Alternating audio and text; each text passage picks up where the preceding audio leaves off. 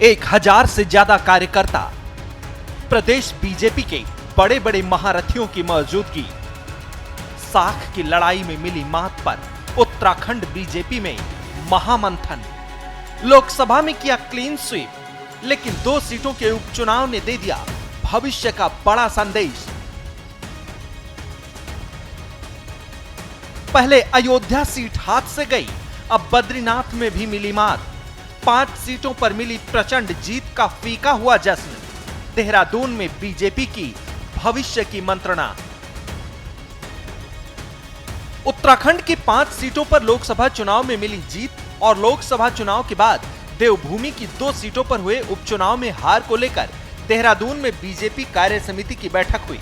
इस बैठक में प्रदेश संगठन के सभी बड़े चेहरे, पार्टी के हजारों कार्यकर्ता और हरियाणा के पूर्व सीएम मनोहर लाल खट्टर, प्रदेश प्रभारी दुष्यंत गौतम सहित ब्लॉक स्तर से आए कार्यकर्ताओं की मौजूदगी रही।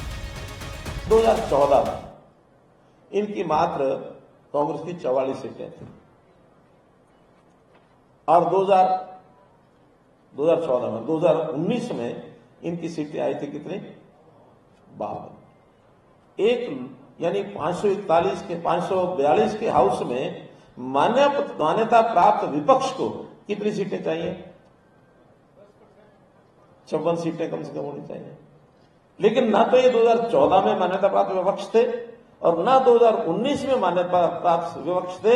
हाँ, इस बार ये मान्यता प्राप्त विपक्ष जरूर हो गए हैं और इनको लीडर ऑफ द हाउस का एक खिताब मिल गया, उससे ये खुश हो सकते हैं, इतनी बात मैं मानता हूं।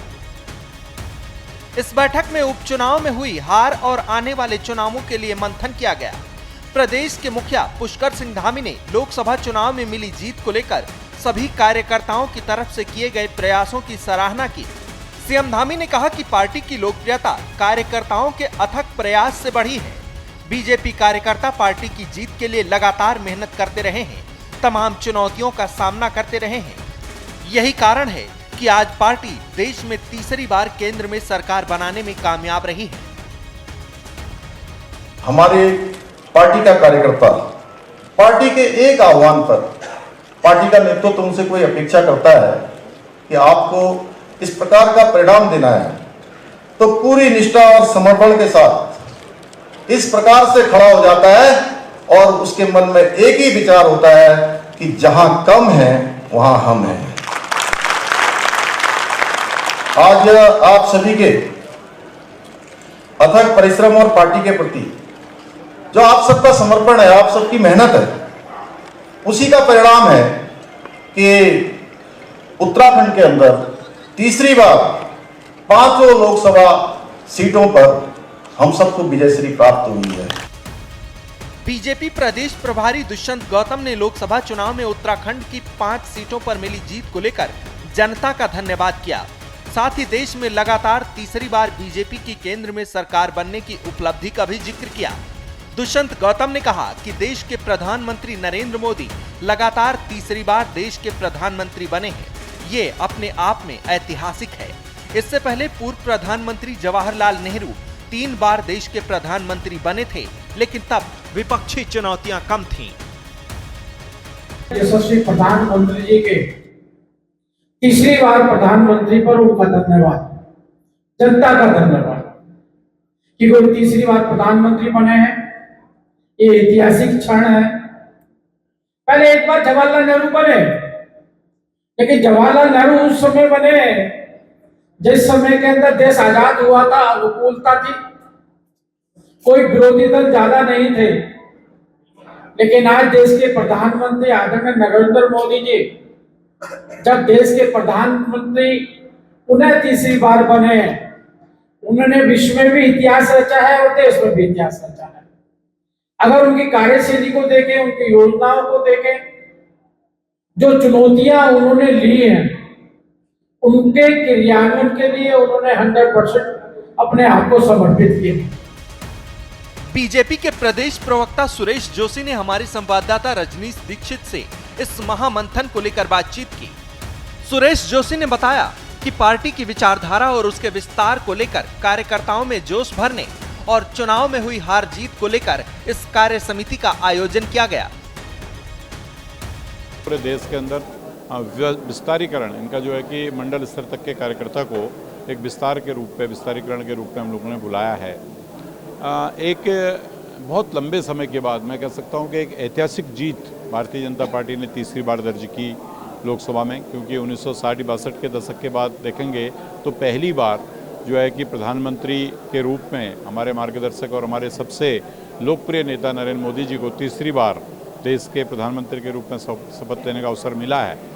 तो ये सारी बातें को लेकर के कार्यकर्ताओं में एक उत्साह है, एक खुशी है, और इसके साथ साथ ही जो हमारी एक आइडियोलॉजी है उसको हम कैसे और आगे उस पर को बढ़ाएं, और ये जो डबल इंजन की सरकार है देश के अंदर भी प्रदेश के अंदर भी, ये जो विकास कर रही है उन विकास को धरातल पर उसका प्रचार, उसका प्रसार, लोगों को उसकी सुविधा अधिक से अधिक कैसे मिले, उन सब विषयों पर इस प्रदेश कार्य समिति के माध्यम से माननीय प्रदेश अध्यक्ष जी के द्वारा, माननीय मुख्यमंत्री जी के द्वारा, वरिष्ठ जनों के द्वारा एक चर्चा इस पर की गई है।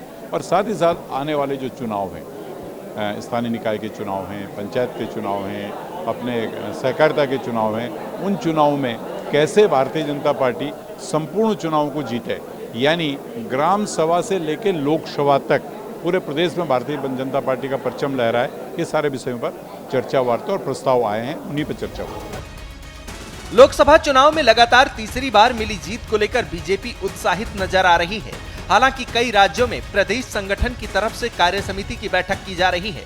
इस बैठक के जरिए बीजेपी आने वाले भविष्य के लिए चुनावी रणनीतियां तैयार करने में लगी है। बात उत्तराखंड की करें तो लोकसभा चुनाव में मिली जीत के बाद उपचुनाव में बीजेपी 100% फेल हुई है। खासकर बद्रीनाथ सीट पर हुई हार बीजेपी के लिए बड़ा झटका माना जा रहा है। बद्रीनाथ सीट पर जीत के लिए बीजेपी ने पूरा दमखम लगा दिया था। बद्रीनाथ सीट पर बीजेपी ने राजेंद्र भंडारी को मैदान में उतारा था। राजेंद्र भंडारी 2022 के विधानसभा चुनाव में कांग्रेस के टिकट पर गढ़वाल क्षेत्र में इकलौते कांग्रेस के विधायक बने थे, लेकिन लोकसभा चुनाव से ठीक पहले उन्होंने कांग्रेस का साथ छोड़कर बीजेपी का दामन थाम लिया था। बीजेपी को भी बद्रीनाथ सीट पर राजेंद्र भंडारी की सियासी ताकत पर भरोसा था, लेकिन चुनाव निशान बदलते ही राजेंद्र भंडारी की सियासी ताकत काम न आई और बद्रीनाथ सीट पर कांग्रेस के लखपत सिंह बुटोला ने जीत दर्ज कर ली। देहरादून में हुई बीजेपी की कार्य समिति में उत्तराखंड में होने वाले निकाय चुनाव को लेकर भी मंत्रणा की गई और इसके लिए कार्यकर्ताओं में जोश भरा गया। बद्रीनाथ और मंगलोर सीट पर मिली हार के बाद बीजेपी ने नई रणनीतियों पर काम करना शुरू कर दिया है। इस कार्य समिति में जहां एक तरफ जीत को लेकर कार्यकर्ताओं और जनता का धन्यवाद किया गया, तो वहीं संगठन को बूथ स्तर और ब्लॉक स्तर तक पार्टी को मजबूत बनाने का संदेश दिया गया। श्रेष्ठ उत्तराखंड पर खबरों से जुड़े रहने के लिए चैनल को सब्सक्राइब और लाइक करें, बेल आइकन दबाएं और देखते रहें श्रेष्ठ उत्तराखंड।